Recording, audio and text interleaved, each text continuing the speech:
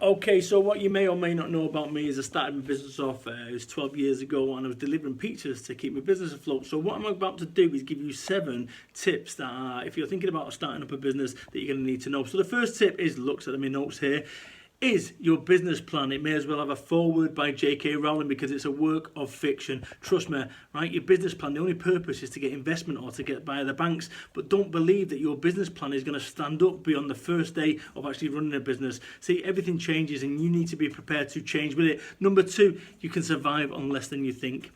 Right, you are going to be in a position where you need to live on Tesco's beans and waffles if you're anything like me. I started my business off with £25,000 in debt. £25,000 in debt.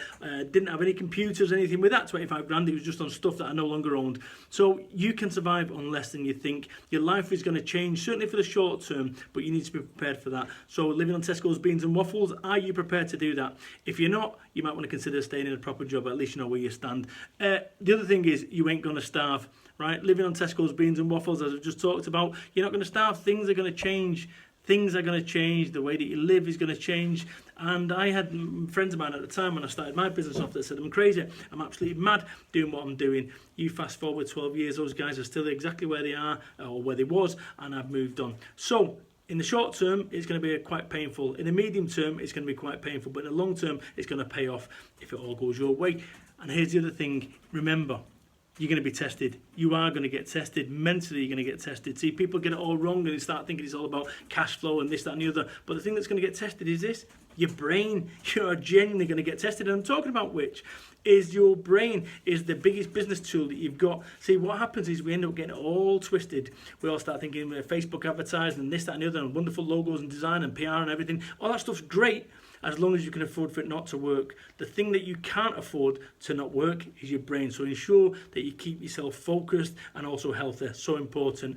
And one of the other things is this whole X factor thing, in that you're going to get people that say to you, hey, start a business off, I'll buy your product. Yeah, definitely, it's the best idea ever.